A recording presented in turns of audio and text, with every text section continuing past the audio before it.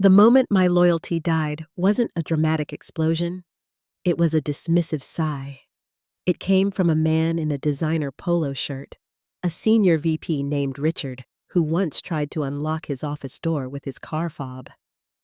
I was halfway through my presentation, slides detailing how our outdated data infrastructure was costing us millions in client churn, and how a new, modular quantum link architecture could revolutionize our service.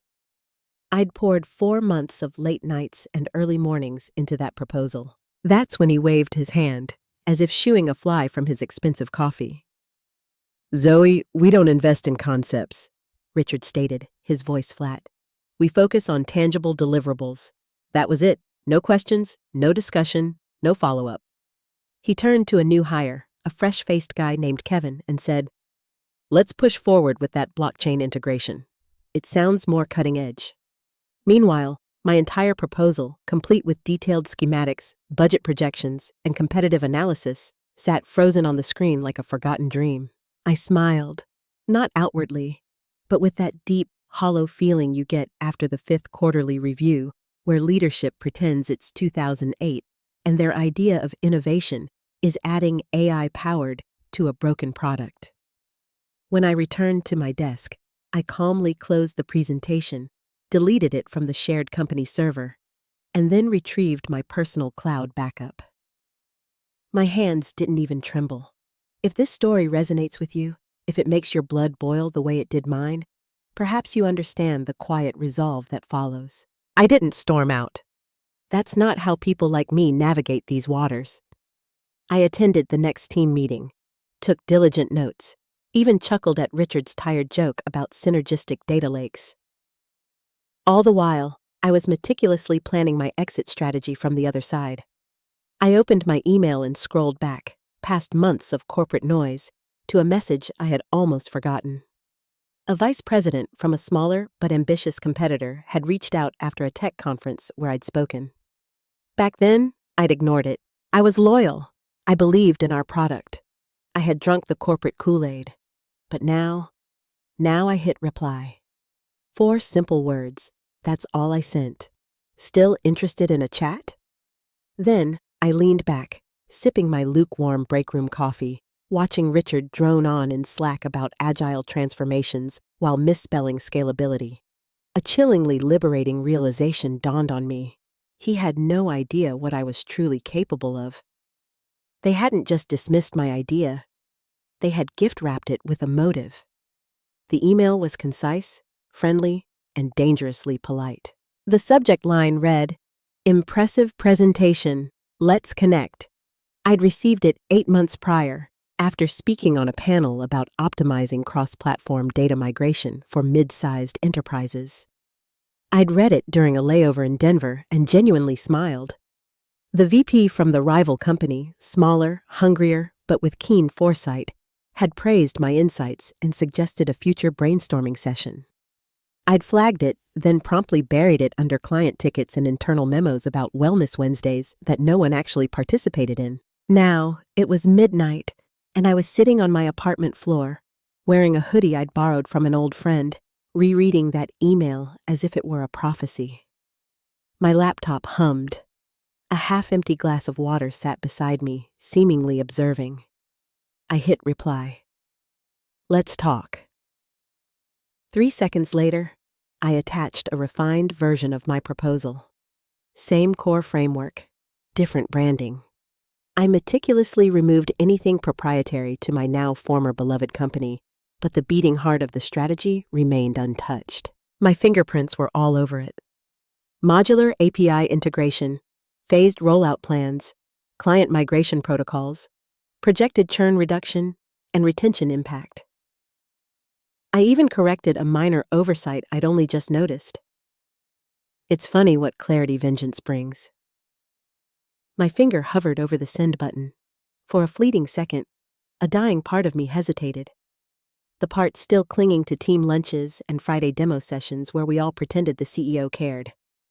The part that once believed hard work alone would be enough.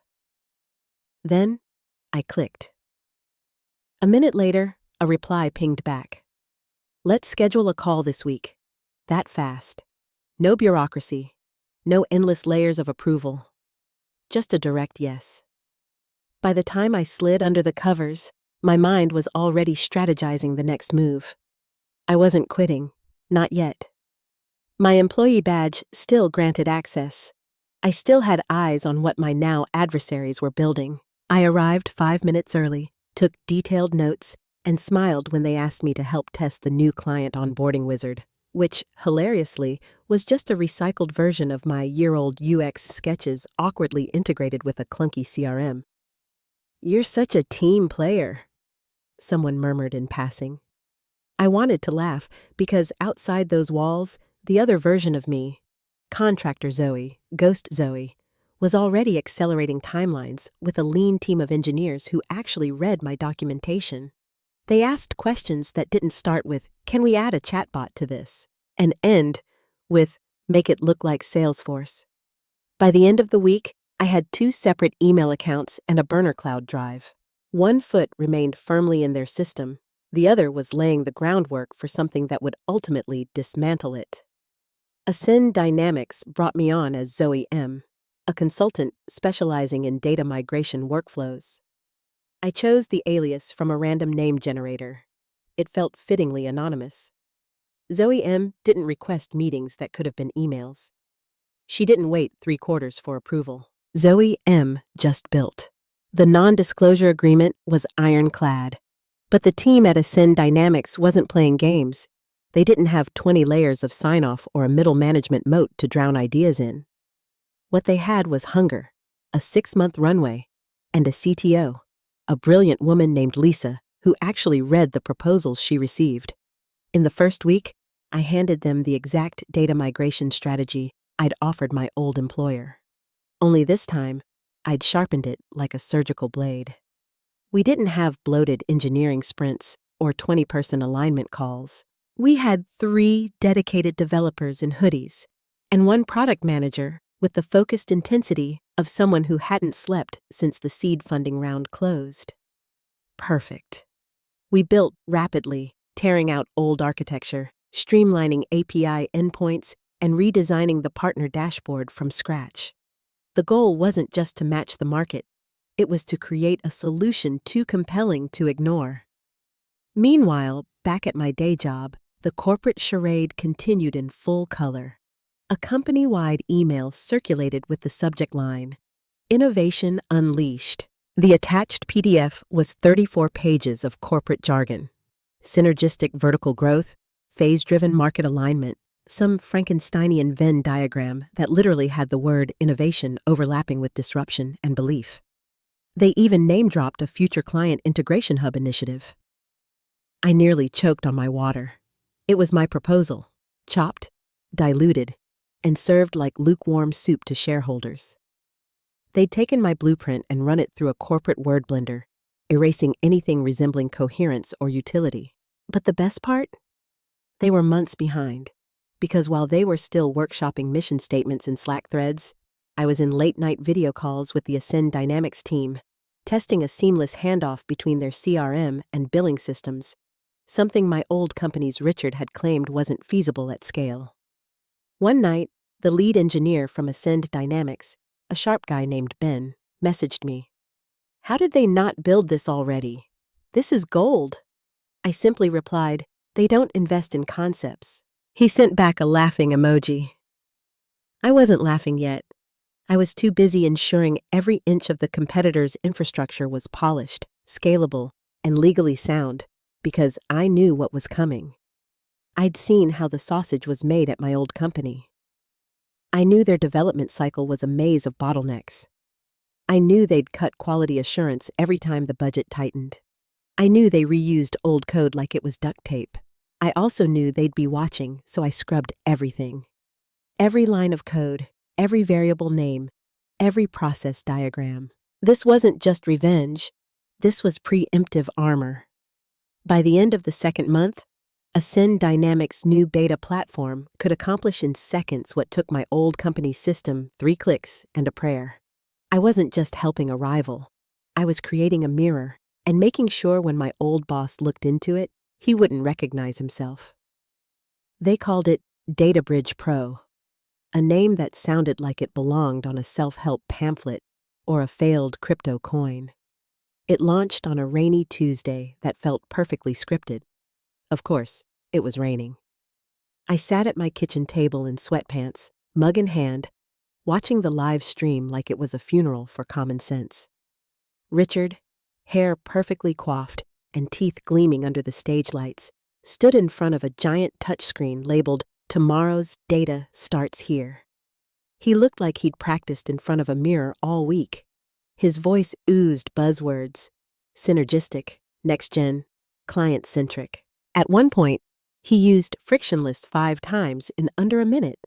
But what truly solidified my resolve was the smug smile as he declared, "DataBridge Pro is the product of internal innovation at its finest, built entirely by our team from the ground up."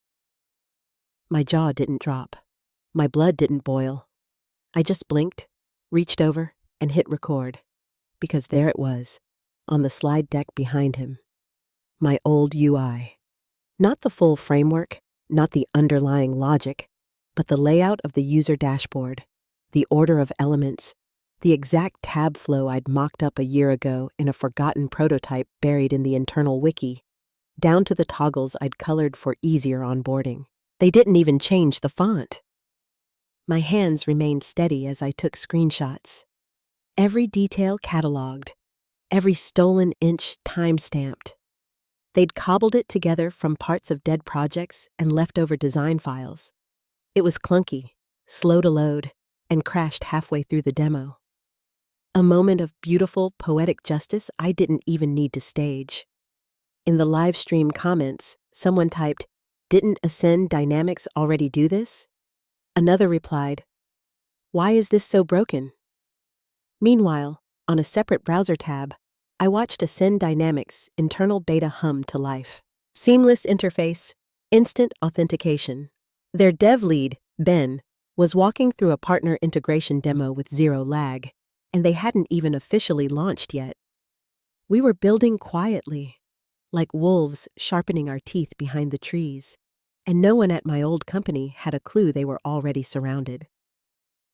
Later that night, my old coworker, Sarah, messaged me on Signal. "Did you watch the DataBridge Pro launch?" I typed back, "Oh yeah, it was bold." I didn't need to say more. She knew. She'd seen those prototype files. Hell, she was in the room when I pitched them before they got tossed aside in favor of whatever corporate Frankenstein's monster they'd slapped together. But this wasn't vindication. Not yet. This was prelude, because I hadn't just built something better. I'd built something they wouldn't survive. By week 3 post-launch, the buzzwords had rotted into apologies. Clients were bailing quietly at first. Emails from frustrated operations managers, complaints about unmet expectations and technical difficulties. Then came the louder exits. One by one, mid-tier accounts that used to sing the company's praises started pulling the plug. The first dropped out, citing instability during core processes. Translation. DataBridge Pro kept crashing during critical data transfers. The second said inadequate documentation. Translation. Onboarding was a flaming nightmare stitched together by interns who didn't know what REST APIs even were. But the third one? That was mine. Well, Ascend Dynamics technically, but the transition playbook, the meeting scripts, the sandbox walkthrough that made their CFO say, "This is already better than what we left." Every pixel of that belonged to me, and we weren't even done yet. I'd spent the past 2 weeks building custom onboarding flows for each prospect. Ascend Dynamics targeted. Each one lifted straight from what I'd designed and pitched a year ago, now reborn and refined with battle scars. I tailored the demo decks to their industries. I preemptively mapped their current systems to our clean, leaner integrations. It wasn't flashy, it was surgical. Ascend Dynamics landed 2 major clients by the end of the month, accounts that used to be cornerstones in my former employer's case studies. One of them even called their exit strategic realignment, which was PR code for, "We realized you have no idea what you're doing." I didn't celebrate, Not outwardly, not publicly. I didn't post cryptic tweets or fire off champagne emojis in Slack. I just watched as the exodus gained momentum. Back at my old company, panic had set in. Emergency all-hands meetings were called. Managers were being pulled into late-night development sessions. Someone launched a task force called Project Reclaim, which, from what I heard, was just a desperate email campaign offering discounts to clients already halfway out the door. Then, one night, my phone buzzed. Signal again. An old teammate. Trusted, quiet, smart. Okay, off the record. Are you behind this? I stared at the screen for a full minute. 3 dots pulsed below his message. He was still typing, but I killed the app before he could follow up. Not because I was afraid, but because the answer was too big for a chat bubble. I didn't owe him an answer anyway. Truth was, no one could prove anything. I hadn't touched a single company file since the day of my deletion. I hadn't downloaded code. I hadn't forwarded one internal email. Every move I made was mine alone, built from memory and sharpened through necessity. But they were starting to feel it. The losses, the patterns, the identical pain points being answered elsewhere. Rumors swirled. I knew because I heard my own name echo in them. She warned us about this. Didn't Zoe suggest something like this last year? Where is she these days anyway? I kept my head down. I kept building. Because when you plant the right kind of chaos, you don't need to shout. You just need to wait for the cracks to reach the foundation. It was a Tuesday when I filed the trademark. No fireworks, no drama, just a quiet submission through a coffee-stained laptop in my living room. The name? Secure Flow Sync. Elegant, simple, and most importantly, mine. I'd coined it a year ago during my original proposal. It had sat unloved in a forgotten prototype folder until, like clockwork, I saw it reborn on a landing page during DataBridge Pro's second wave of marketing. Same name, same stylized icon, same smug tagline, built for seamless partner connections. It was like watching someone try to wear your skin but forgetting how to walk in it. So I did what any responsible ghost would do. I beat them to the punch, legally. The filing wasn't just for the name. I bundled it with a class of integrations that directly mirrored the functionality they were pushing. Ascend Dynamics' legal team, discreet and sharp, helped me wrap it tight with just enough specificity to make it airtight and just enough ambiguity to make it dangerous. Timing was everything. The trademark cleared 3 days before their scheduled global rollout of Secure Flow Sync at the National Tech Summit in Las Vegas. They had booths booked, swag printed, a live demo countdown already ticking down on their homepage, and then silence. It started with a frantic scramble behind the scenes, quiet legal emails shotgunning their way through law firms across 3 time zones. Then came the takedown requests. They tried to scrub pages, delay updates, issue redirects. I watched them sweat through cached search results and broken links like a high schooler trying to erase embarrassing social media posts before college admissions checked. But it was too late. Someone had already noticed. A tech blogger, bless him, posted a side-by-side comparison of Ascend Dynamics beta feature and the now missing Secure Flow Sync tab from the DataBridge Pro demo. "Where did it go?" he asked. "Did someone get sued?" The article didn't go viral. It didn't have to. It got picked up by a niche tech outlet investors genuinely read. Within 24 hours, a minor panic wave hit. Slack channels filled with VCs and advisors who thought they were buying into a clean-cut, ready-to-scale unicorn. And just like that, the crack stopped being internal. A mid-tier investor yanked their commitment. A keynote slot during the summit was canceled due to scheduling conflicts, which we all knew was code for lawyers told us to shut up. Their LinkedIn engagement dropped. The comments turned cold. Quiet exits started. 2 partners who'd signed letters of intent went dark without saying goodbye. Back at Ascend Dynamics, I sat in on a call with the engineering team and watched them sip coffee with the smug calm of people who had no trademark issues. We didn't gloat. We didn't need to. I sent one Slack message to Emily, the legal contact who'd helped me file. Looks like they're renaming to Data Link Connect. Is that even English? Sounds like a bad Wi-Fi password.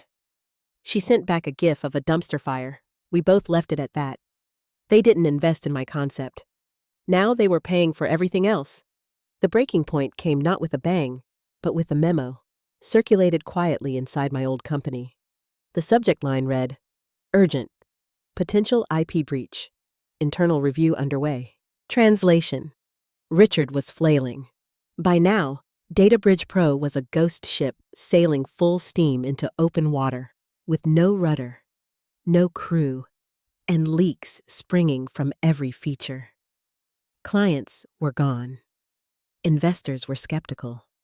The Trademark fiasco had already eaten 2 product cycles and most of their credibility. And now, in a final act of bureaucratic desperation, Richard decided to point fingers. He claimed Ascend Dynamics' platform was a result of internal intellectual property theft. An uncanny resemblance, he told board members. Too much overlap to be coincidence. He suggested a leak, sabotage, a traitor in the ranks. It would have been funny if it wasn't so pathetic. Then, because arrogance has no brakes, he doubled down. Their legal team sent a vague, chest-thumping letter to Ascend Dynamics, accusing them of reverse engineering, unauthorized duplication, and accessing privileged concepts developed during confidential internal strategy meetings. I didn't panic. I didn't even get mad. I just opened my Gmail archive, searched for one subject line, Proposal, Enterprise Data Migration Rollout Plan. There it was. Sent 13 months ago from my corporate account, addressed to Richard and 2 other executives. Fully intact. Attach the original deck, the proposal document, the flow diagrams, even the optional branding suggestions. Secure Flow Sync, front and center. I forwarded it to Ascend Dynamics General Counsel with no note, no summary, just the thread. They didn't need an explanation. The dates told the story. Ascend Dynamics' legal team moved fast, like wolves off the leash. Within 48 hours, they'd filed a cease and desist against DataBridge Pro's remaining marketing assets and responded to the bogus accusations with an 11-page breakdown of the timeline, proof of independent development, and most importantly, clear documentation that every idea they implemented was either original to me or based on publicly available market gaps. The final twist? They filed it publicly. That wasn't just strategy. It was humiliation served in legal ease. The filing didn't just dismantle the IP claim. It named Richard directly as the one who received the original proposal and dismissed it. Paragraph 14 cited his own words, "We don't invest in concepts." Paragraph 15 attached the time-stamped email with my original slide deck. It went viral, not celebrity viral, more like Silicon Valley viral. Screenshots landed on industry subreddits. Product managers posted snarky reactions on Twitter. Former clients took quiet satisfaction, resharing the article with captions like, "Ah, that's what happened. I didn't show up in court. I didn't need to. They had my receipts." And this time, silence spoke louder than rage. There was no gloating, no revenge monologue.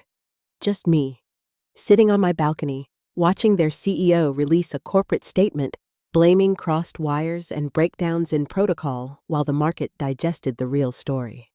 The senior VP killed the golden goose, then tried to sue the eggs. The ballroom was lit like a tech conference's idea of heaven.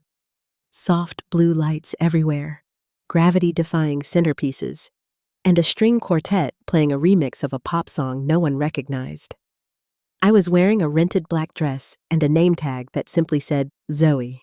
When the news broke, I was 3 sips into a $28 cocktail with a fancy name I couldn't pronounce. Phones started buzzing, first one table, then another. Quiet murmurs turned into audible gasps. I watched a venture capitalist drop his mini quiche like he'd just read his divorce was finalized. The screen on his phone glowed bright with red graphs. My former employer's stock had tanked 17% in a single day. The headline was brutal. Databridge Pro implodes after legal blow. Leadership exodus begins. Below it, a subheader even juicier. Senior VP Richard resigns amid allegations of IP misconduct and strategic negligence. I didn't flinch. I just took another sip of my overpriced drink, crossed one leg over the other, and watched the collapse from my seat like I'd bought front-row tickets to the slowest car crash in tech history. Somewhere behind me, someone whispered, "Isn't that the company that said their AI would eliminate client onboarding?" A taller man laughed. "Guess it eliminated their leadership first." My phone buzzed too. A signal message, just a single link to an internal memo that had leaked within minutes. Richard, now fully ex-VP, blamed a culture of rogue employees and compromised strategic vision. Classic corporate deflection. Didn't mention the fact that his rogue employee had predicted this entire outcome, slide by slide, chart by chart, over a year ago. At the bar, Ascend Dynamics CEO, a calm and collected woman named Maria, raised her glass toward me. She didn't say much, just leaned in and murmured, "Hell of a week. Perfect timing." I nodded. We didn't need to talk about what we both knew. That the client who just signed with us this morning used to be Databridge Pro's crown jewel. That the feature they were most excited about was the one Richard had said couldn't be built. That this wasn't luck. It was precision. I never screamed. I never tweeted. I never burned the house down with fire. I just quietly removed every screw holding their roof together. Their arrogance did the rest. The last notification of the night was from a recruiter. "Saw the news. Heard you might have had a hand in it. Ever thought about being a keynote speaker?" I closed the app. The music washed over me. Outside, it started to drizzle. The kind of slow rain that feels like punctuation. I walked onto the balcony with my drink, looked down at the city below, and smiled. Not the smug kind, the earned kind. The kind that grows from silence, strategy, and the long game. They thought they were untouchable. They thought ignoring meant I disappeared. But all I did was build somewhere else. And in the end, I gave them the blueprint. They gave me the motive.